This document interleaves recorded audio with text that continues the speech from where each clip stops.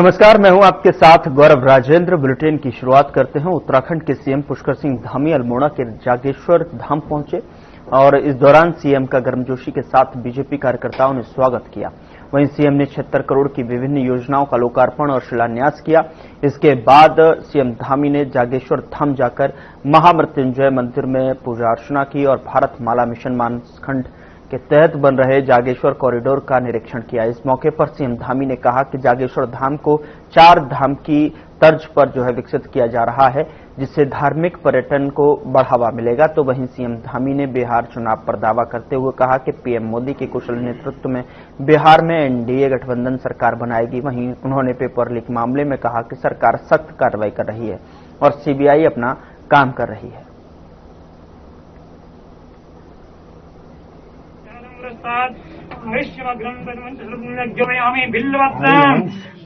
हमारे प्रधानमंत्री श्री नरेंद्र मोदी जी ने जागेश्वर धाम के दर्शन पूजन किए और यहाँ पर एक जो मास्टर प्लान है, उस मास्टर प्लान के तहत काम हो रहा है।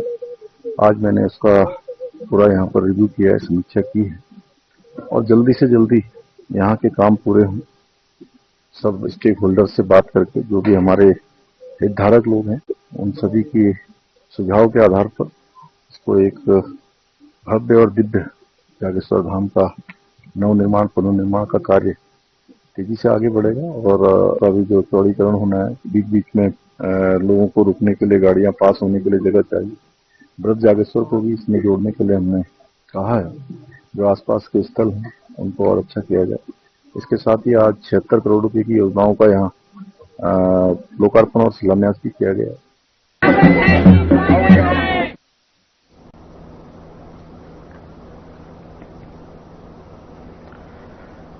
उधर मुख्यमंत्री पुष्कर सिंह धामी ने पौराणिक और सिद्ध धाम जागेश्वर धाम मंदिर में विधिवत पूजा अर्चना कर प्रदेशवासियों की सुख शांति, समृद्धि और खुशहाली की कामना की और मुख्यमंत्री धामी ने भगवान जागन्नाथ से राज्य की निरंतर प्रगति, आपसी सद्भाव और जनता के कल्याण की प्रार्थना की। इस मौके पर उन्होंने कहा कि जागेश्वर धाम उत्तराखंड की आध्यात्मिक चेतना का केंद्र है।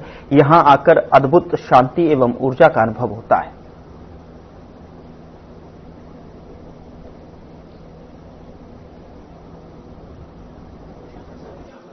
सुझाव के आधार पर इसको एक भव्य और दिव्य जागेश्वर धाम का नवनिर्माण पुनर्निर्माण का कार्य तेजी से आगे बढ़ेगा। और इधर के सालों में श्रद्धालुओं की संख्या भी बहुत बढ़ गई है और उनके लिए अच्छा स्थापना स्ट्रक्चर हो, अच्छी और व्यवस्थाएं हो, अच्छा यहाँ का फसाड हो, सड़कों का भी जो चौड़ीकरण होना है, बीच बीच में लोगों को रुकने के लिए, गाड़ियां पास होने के लिए जगह चाहिए।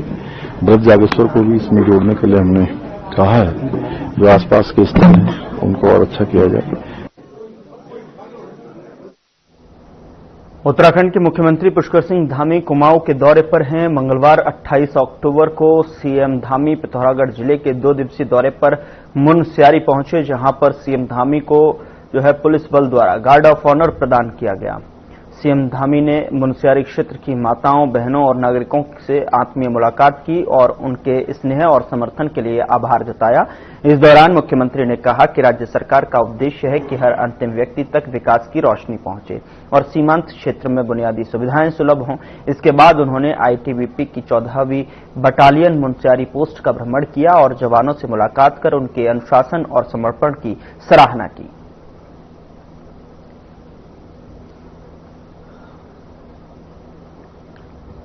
सीएम पुष्कर सिंह धामी का मुनस्यारी दौरा रहा, जहां पर पुलिस की तरफ से उन्हें गार्ड ऑफ ऑनर दिया गया और सीएम पुष्कर सिंह धामी ने क्षेत्रवासियों से आत्मीय मुलाकात की, जिसकी तस्वीर आपके स्क्रीन पर है। वहां पर गर्मजोशी से सीएम धामी का स्वागत भी किया गया। उधर सीएम धामी ने प्रातःकाल भ्रमण किया और इस दौरान सीमांत क्षेत्र मुनस्यारी में देश के प्रहरी, आईटीबीपी के जवानों और स्थानीय लोगों के साथ चाय की चुस्कियों का आनंद लिया। इस दौरान स्थानीय जनता का कुशल क्षेम जाना और उनसे बात कर सरकार द्वारा संचालित विकास परख और जन कल्याणकारी योजनाओं का फीडबैक भी लिया। मौके पर उन्होंने कहा कि मुनस्यारी एक सुंदर संभावनाओं से भरपूर पर्यटन स्थल है। यहाँ की मनमोहक वादियों, शुद्ध पर्वतीय हवा और शांत वातावरण में एक अलग ही ऊर्जा का अनुभव होता है।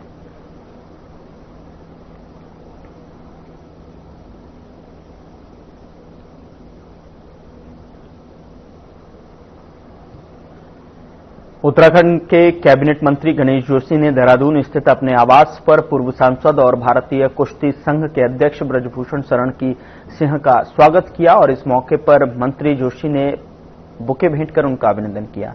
उनके साथ विभिन्न सामाजिक एवं राजनीतिक विषयों पर विचार विमर्श किया गया। उन्होंने सम्मान स्वरूप भगवान गणेश की मूर्ति उन्हें भेंट की। मंत्री जोशी ने कहा कि ब्रजभूषण सिंह का अनुभव और जनसेवा के प्रति समर्पण सभी के लिए प्रेरणा स्रोत है। उन्होंने प्रदेश के विकास और जनकल्याण के मुद्दे पर निरंतर मार्गदर्शन देने के लिए उनका आभार व्यक्त किया।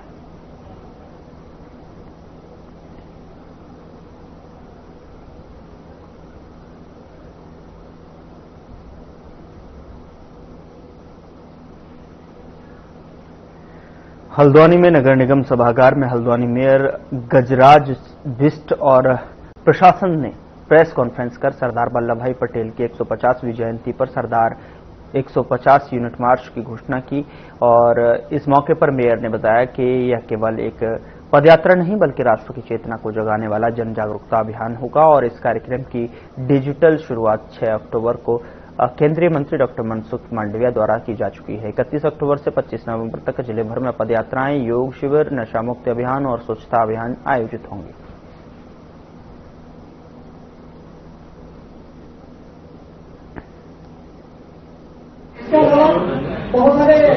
ये जो हमारा 150th birth anniversary Sardar Vallabh भाई पटेल जी का है, तो इसको पूरे देश भर में बहुत ही भव्य रूप में मनाया जा रहा है। तो इसके अंतर्गत हम लोग 31 अक्टूबर को यहाँ पे एक यूनिटी मार्च जो पदयात्रा रखेंगे, जो कि हमारा हल्द्वानी में किया जाएगा।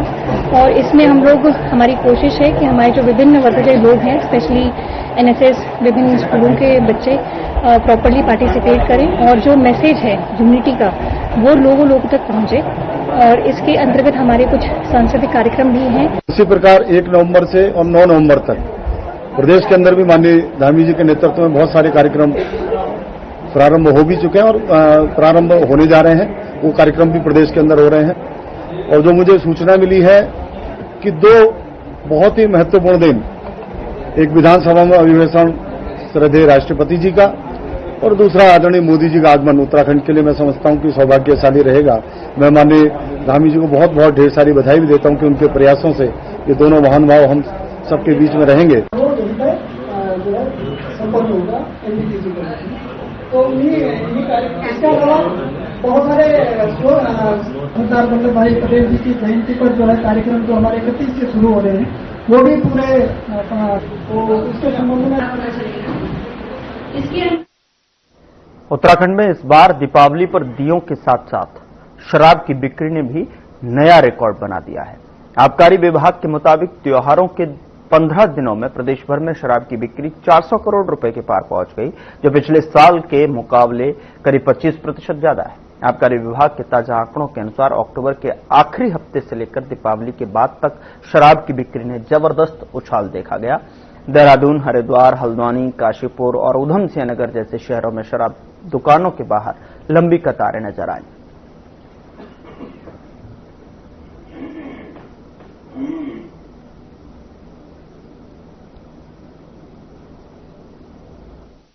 देखिए, दीपावली पर हर बार प्रत्येक वर्ष अधिक सेल होती है, लेकिन इस बार के जो आंकड़े हैं वो पिछले वर्षों की तुलना में कहीं अधिक आए हैं। लगभग 25% की बिक्री, हमारी 25% अधिक की बिक्री हुई है, जिससे 367 करोड़ का राजस्व को सीधे हमारा राजस्व आया है।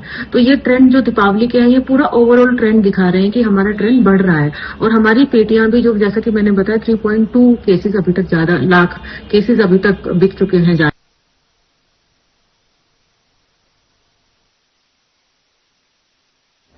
उत्तराखंड के गढ़वाल क्षेत्र में 7 सूत्रीय मांगों को लेकर कमर्शियल वाहन चालकों ने 1 दिवसीय चक्का जाम किया। बता दें कि वहीं चालक इंद्रमणि बड़ोनी चौक पर विशेष रूप से सड़कों पर उतरे और हरिद्वार की ओर जाने वाले वाहनों को रोकने का प्रयास किया, जिससे यात्रियों को परेशानी का सामना करना पड़ा। और उत्तराखंड परिवहन महासंघ के आह्वान पर किए गए इस आंदोलन का मुख्य कारण ऋषिकेश के आरटीओ कार्यालय में ऑटोमेटिक टेस्टिंग सर्विस की शुरुआत न होना है। हालांकि 6 मांगों पर परिवहन सचिव के साथ में सहमति बन चुकी है, लेकिन इस मुद्दे को लेकर सरकार पर दबाव बनाने के लिए वाहन चालक या चक्का जाम कर रहे हैं। चालक नेताओं ने चेतावनी दी है कि अगर उनकी मांगें पूरी नहीं होती तो वे आंदोलन को चरणबद्ध तरीके से बढ़ाएंगे।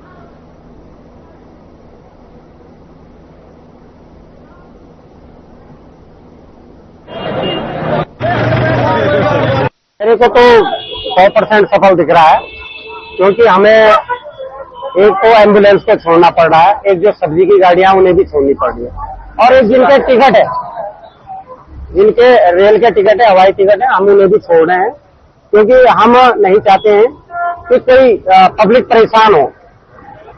और हमारा जो चक्का जाम है वो सफल है, 100% सफल है, और अभी हमारा कामयाबी भी होंगे। बाकी सरकार को देखना है, हमारा तो ये सांकेतिक है एक दिन का, बाकी सरकार को देखना है कि हमारी मांगे मानते हैं कि नहीं मानते हैं।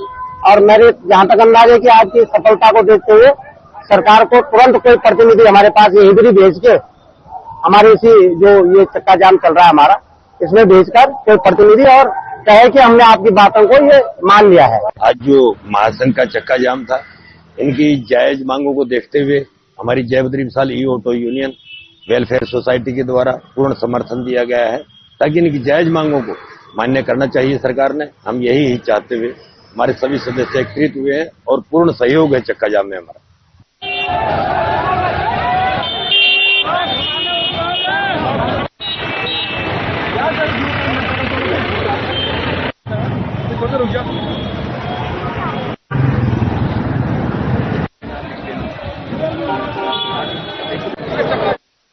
अजयेंद्र हत्याकांड के बाद ऋषिकेश के पास ढालवाला में शराब का ठेका स्थायी रूप से बंद कराने को लेकर जनप्रतिनिधियों और लोगों का विरोध बढ़ता जा रहा है, जिसके चलते शराब के ठेके के बाहर लगातार धरना प्रदर्शन हो रहा है, जिस पर आंदोलनकारियों का साफ कहना है कि किसी भी सूरत में शराब का ठेका नहीं खुलने दिया जाएगा।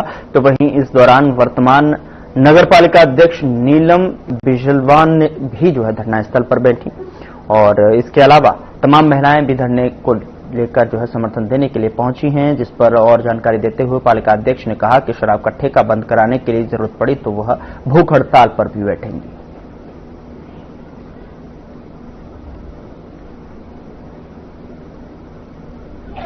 जीवन प्रस्ताव शासन के अनुमोदना स्थानीय विधायक हैं कहाँ? परसों यहाँ पर एक 30 साल का लड़का का मर्डर हुआ। माननीय विधायक जी हमारे नरेंद्र नगर में, क्योंकि कल मुख्यमंत्री को आना था मेले का उद्घाटन करने, वो नरेंद्र नगर यहाँ से मात्र जो है 14 किलोमीटर की दूरी है। हम लोग 34 किलोमीटर से आए, मैं तो फकोर से आया था, वो तो यही नरेंद्र नगर में दिन भर वहां पे रहे, अपने अधिकारियों को बल्कि और निर्देशित करते रहे कि हटाओ हटाओ हटाओ, जाम खुलवाओ जाम खुलवाओ। लेकिन उन्होंने उस परिवार से, उस माँ से जिसका जो है एक जवान बेटा मर गया, एक बीवी जिसने अपने पति को खो दिया, 1 साल भर का बच्चा है उनका, तो हमारे इतनी संवेदनहीन लोग हैं। माननीय विधायक का क्या जा रहा था? उनको आना चाहिए था, वो यहाँ के प्रतिनिधि हैं सबके, आते तो उनका ही सम्मान होना था, उनका दायित्व बनता था जनता के बीच में आने का। सरकार तो बातें करती है कि 2025 तक हम उत्तराखंड राज्य को नशा मुक्त प्रदेश बनाएंगे। इस तरह के ठेके और इस तरह की दुकानें को तो कौन सा प्रदेश हमारा नशा मुक्त प्रदेश बने? तो सरकार की कथनी और करने में बहुत फर्क है, और बड़ा ही दुर्भाग्य है कि यहाँ पर इतनी बड़ी घटना घट जाती है। और ये वो लोग हैं जिन्होंने पिछली बार भी 46 दिन का धरना किया था। पहले इनकी छोटी सी दुकान थी, अब तो इन्होंने बहुत बड़ा महल खड़ा कर दिया, और राजस्व प्राप्त करने के लिए सरकार इस तरह का कृत्य करती है और शराब बेचती है और हमारे बच्चों को नशे की ओर धकेलती है। दूसरी मैं बात करूं, पहले इन्होंने वैन में बेची थी, फिर इन्होंने ट्रक में बेची, आज इनकी तरक्की देख लो आप, इतनी बड़ी दुकान। ये 4 धाम का प्रवेश द्वार है, यहाँ से हमारे तीर्थयात्री यात्रा करने जाते हैं, तो क्या संदेश वो यहाँ से लेके जाएंगे? और बहुत ही दुर्भाग्य है कि उत्तराखंड राज्य में इस तरह की घटनाएं हो रही है।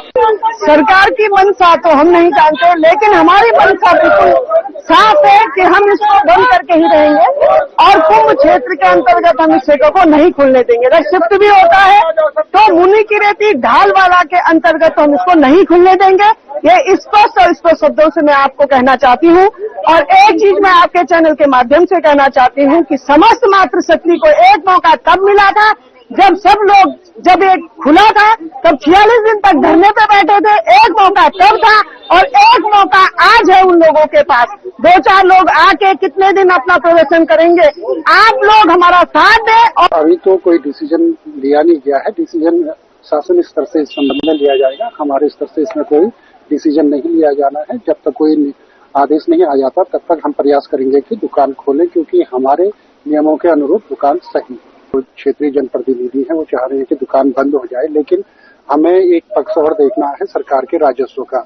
तो हमारे विकास के लिए जो धनराशि आती है वो इन्हीं माध्यमों से आती है। जीवन प्रस्ताव शासन के अनुमोदनार्थ किया वर्तमान वर्ष में नवसृजित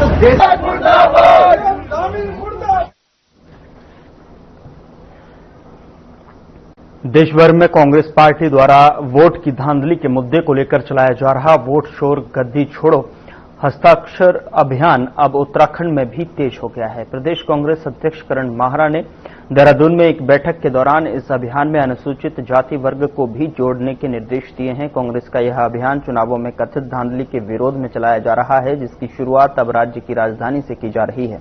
वहीं इस पर भाजपा की ओर से भी प्रतिक्रिया सामने आई है।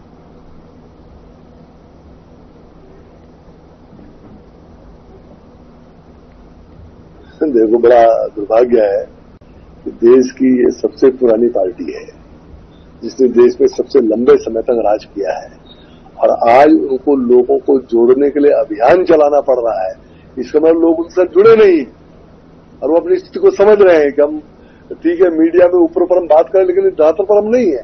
अब आज उनको अभियान चलाना पड़ रहा है कि हम लोगों को जोड़े, और मैं समझता हूं जब तक वो जोड़ते जोड़ते तब तक अगले चुनाव निपट चुके होंगे। तो कांग्रेस कहां खड़ी है इसका अंदाज लगाया जा सकता है। मुझे स्पष्ट दिख रहा है कि 2027 में फिर से भारतीय जनता पार्टी रिपीट हो रही है और हमारी हैट्रिक लगने जा रही है। कांग्रेस कोई भी तरीका अपना ले, लेकिन अब वो उत्तराखंड में सत्ता में आने वाली नहीं है।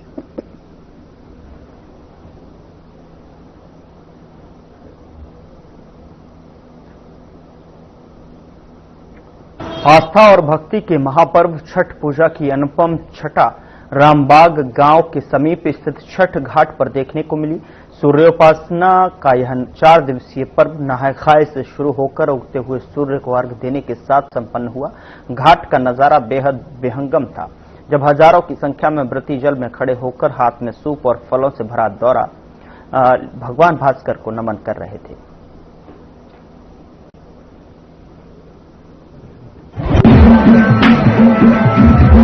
छठ पूजा देखिए, छठ मैया की पूजा और सूर्य देवता की उपासना का एक बहुत बड़ा पर्व है। पहले पूर्वांचल समाज के द्वारा इसे किया जाता था, लेकिन इस समय मैं देश की बात नहीं करूंगा बल्कि विदेशों में भी इस पर्व को मनाया जाता है। और छठ मैया जो है ये ब्रह्मा देवता की मानस पुत्री और सूर्य देवता की बहन है, इसीलिए सूर्य देवता को पहले डूबते हुए और उसके बाद उगते हुए अर्घ्य दिया जाता है। और ये इसलिए मनाया जाता है, देखिए अगर पौराणिक काल की बात करें तो महाभारत के समय जब पांडवों ने अपना सब कुछ हार लिया था, उस समय द्रौपदी ने छठी मैया की पूजा की थी और उसी पूजा अर्चना का फल था कि उन्हें सब कुछ एक बार पुनः वापस मिल गया था। इसके अलावा अगर देखा जाए तो कर्ण को हम जानते हैं, कर्ण जो है वो सूर्य देवता के उपासक थे। अब सीता जी के काल से ही हुआ है। सीता जी ने किया था अपने बच्चों के लिए, लव कुश के लिए। ये हमारे लिए बहुत बड़ा पर्व है और सीता जी की पहली बार की थी। सीता जी अपने बच्चों के लिए की थी। लव कुश जंगल में कहीं चले गए थे, वो मिल नहीं रहे थे, तो उन्होंने उनके लिए प्रार्थना किया था और जब लव कुश उनको सही सलामत वापस मिल गए तो उन्होंने ये व्रत किया और शुरुआत किया। तब से ये व्रत केवल मतलब बच्चों के लिए ही प्रसिद्ध है। छठ मैया का व्रत हम लोग सबके लिए करते हैं ना, बाल बच्चे के लिए, आदमी के लिए, पूरा परिवार के लिए 24 घंटा उपवास रहते हैं। छठ मैया के लिए हम व्रत करते हैं, हमें बहुत खुशी मिलता है।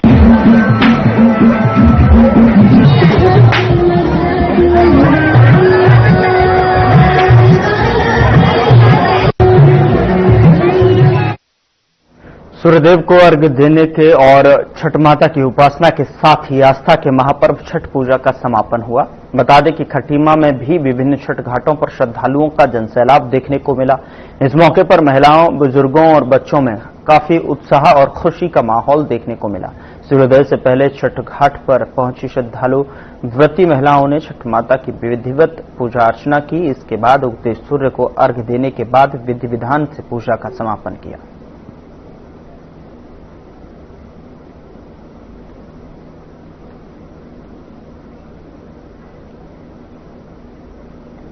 बहुत जोर शोर से मनाया जा रहा है और हमारे खटीमा में चारों ओर छठ माई की कृपा और चारों ओर छठ का पर्व मनाया जा रहा है।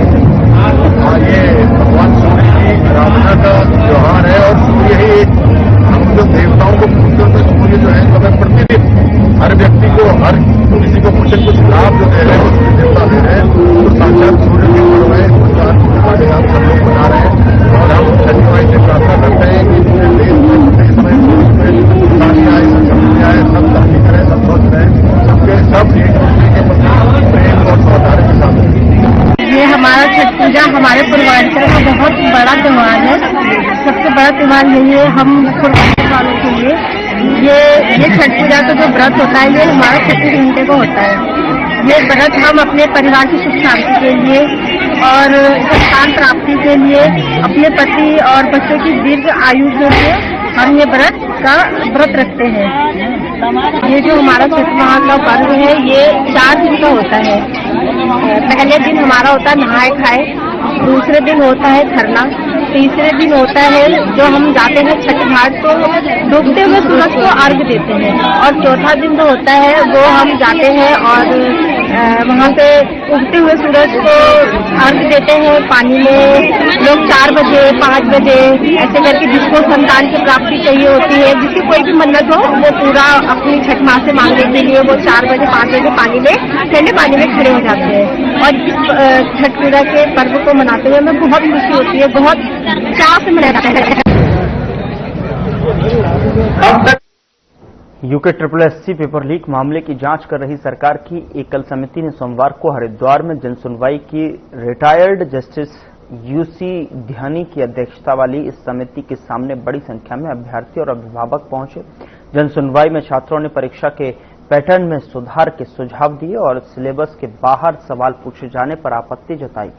समिति ने अभ्यर्थियों से मिले सभी सुझावों को गंभीरता से सुना और कहा कि पारदर्शिता के साथ निष्पक्ष परीक्षा प्रणाली लागू करने पर काम किया जा रहा है। बता दें कि सरकार ने पेपर लीक प्रकरण की जांच के लिए राज्य भर में यह समिति गठित की है, जो सभी जिलों में अभ्यर्थियों और अभिभावकों से फीडबैक जुटा रही है।